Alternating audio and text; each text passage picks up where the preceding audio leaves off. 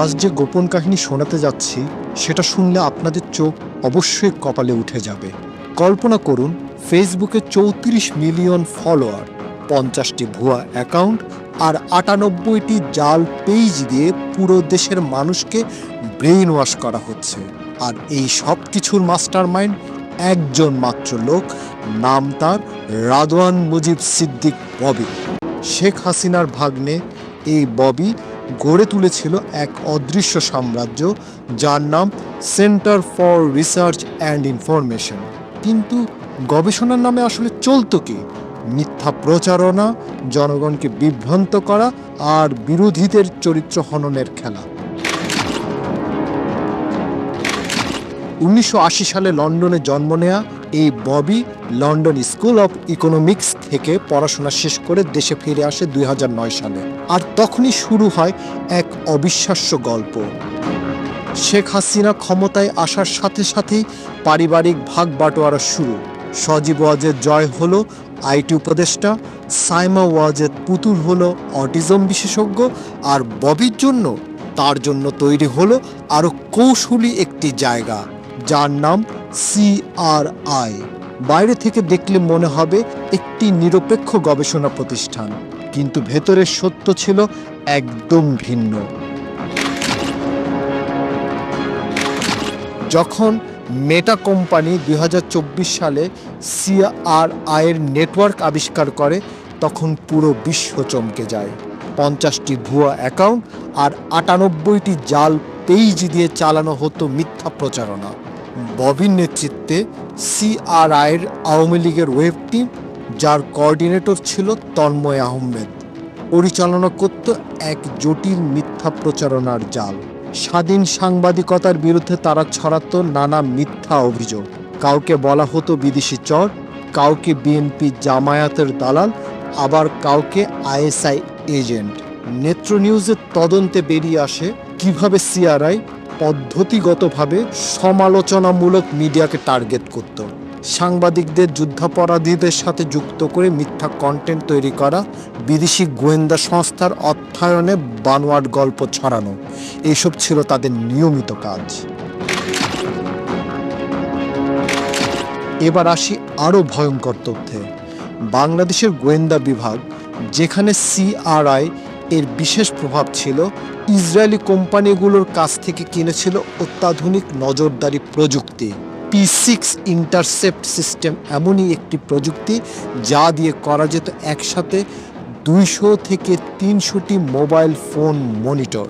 তেমনই একটি spare head নজরদারি সিস্টেম, যার দাম ছিল $৫.৭ মিলিয়ন।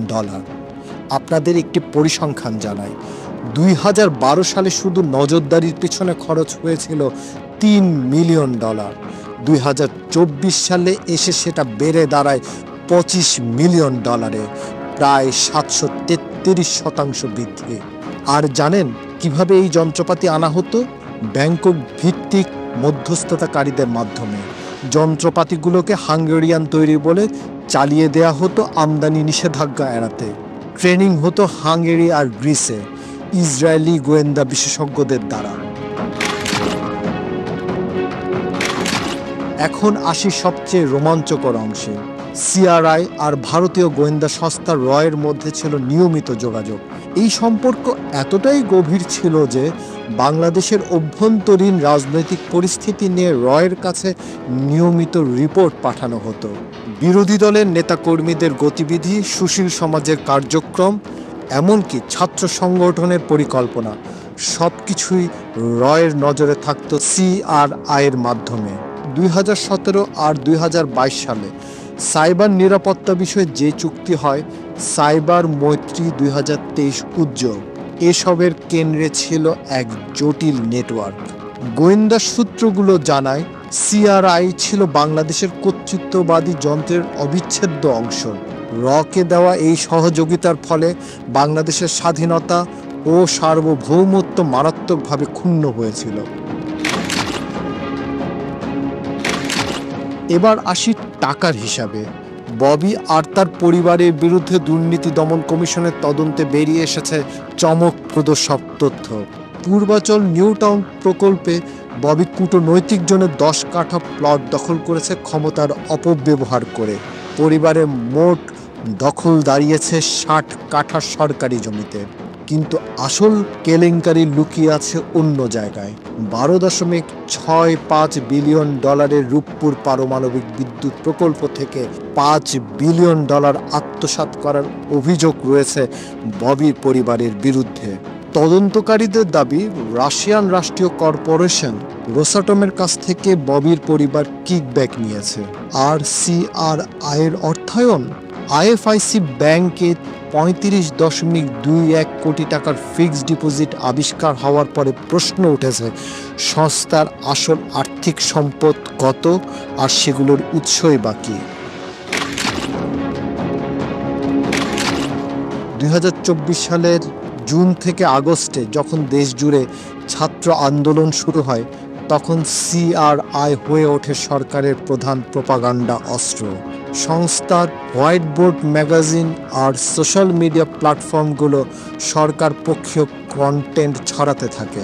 আন্দোলনকারীদের বিদেশি এজেন্ট আর সন্ত্রাসী বলে মিথ্যা প্রচারণা চালানো হয়। সিআরআইয়ের অপপ্রচার ভারতীয় মিডিয়া আউটলেটগুলোর সাথে সমন্বয় করে বাংলাদেশে হিন্দু গণহত্যার মিথ্যা দাবিও ছড়ায়। কিন্তু 5 আগস্ট 2024 এই দিনটি সিআরআইয়ের জন্য ছিল শেষ দিন। ধানমন্ডির 32 নম্বরে সিআরআইয়ের অফিস আর শেখ হাসিনার রাজনৈতিক অফিসে আগুন ধরিয়ে দেয় বিক্ষোভকারীরা। সুধা সদনের অফিসও ধ্বংস হয়ে যায়। হাসিনার পতনের আগেই ববির পরিবার পালিয়ে গিয়েছিল থাইল্যান্ডে। এটা প্রমাণ করে যে সরকারের নাজুক অবস্থা সম্পর্কে তাদের আগেই ধারণা ছিল। দুর্নীতির মামলায় তার বিরুদ্ধে একাধিক গ্রেপ্তারি পরোয়ানা জারি হয়েছে। সবচেয়ে বিস্ময়কর ব্যাপার হলো, ববি জাতিসংঘে কাজ করত, কিন্তু তারপরেও এমন অপরাধমূলক কার্যকলাপে জড়িয়ে পড়েছিল। এটা প্রমাণ করে কিভাবে ক্ষমতার লোভ মানুষকে অমানুষে পরিণত করে। নেটার পক্ষ থেকে সিআরআই সংশ্লিষ্ট অ্যাকাউন্টগুলো বন্ধ করে দেওয়া ছিল প্রথম আন্তর্জাতিক স্বীকৃতি। ফেসবুকে 50টির মতো অ্যাকাউন্ট আর 98টি পেজের সমন্বিত অপারেশন সিআরআইয়ের ডিজিটাল কার্যক্রমের ব্যাপকতা প্রমাণ করে। দুর্নীতি দমন কমিশন 399টি মামলা দায়ের করেছে, যেখানে প্রাক্তন সরকারের সাথে জড়িত 1000-এর মতো প্রভাবশালী ব্যক্তি রয়েছে। এই তদন্তে সিআরআইয়ের ভূমিকা আর প্রতিষ্ঠানের কর্তৃত্ববাদী আচরণ এর অন্তর্ভুক্ত। রাদওয়ান মুজিব সিদ্দিক ববির নেতৃত্বে centre for research and information ছিল আধুনিক কর্তৃত্ববাদী শাসনের এক অত্যাধুনিক মডেল। গবেষণার নামে রাজনৈতিক নিয়ন্ত্রণ, পারিবারিক ক্ষমতার অপব্যবহার আর বিদেশি গোয়েন্দা সংস্থার সাথে যোগসাজশ। 2024 সালে ছাত্র আন্দোলনের সময় সিআরআইয়ের ধ্বংস শুধু একটি প্রোপাগান্ডা যন্ত্রের সমাপ্তি নয়, বরং এমন একটি ব্যবস্থার পতন যা সফলভাবে গণতান্ত্রিক মুখোশের আড়ালে কর্তৃত্ববাদী নিয়ন্ত্রণ চালিয়ে গিয়েছিল। এই ঘটনা প্রমাণ করে যে আধুনিক কর্তৃত্ববাদ কিভাবে প্রাতিষ্ঠানিক বৈধতার আড়ালে কাজ করে। সিআরআইয়ের নজরদারি ক্ষমতা, প্রোপাগান্ডা অপারেশন আর আন্তর্জাতিক নেটওয়ার্ক মিলে তৈরি হয়েছিল এমন এক টেমপ্লেট যা বাংলাদেশের সীমানা ছাড়িয়ে বিস্তৃত হয়েছিল। ববির গল্প আমাদের মনে করিয়ে দেয় যে গণতন্ত্র রক্ষা করতে হলে সতর্ক থাকতে হবে প্রতিটি মুহূর্তে। কিভাবে একটি পরিবার পুরো দেশের উপর তাদের অদৃশ্য শাসন কায়েম করেছিল, কিভাবে গবেষণার নামে চালানো হয়েছিল গোয়েন্দাগিরি। আপনার কি মনে করেন ববি আর তার সাথীদের কি শাস্তি হওয়া উচিত?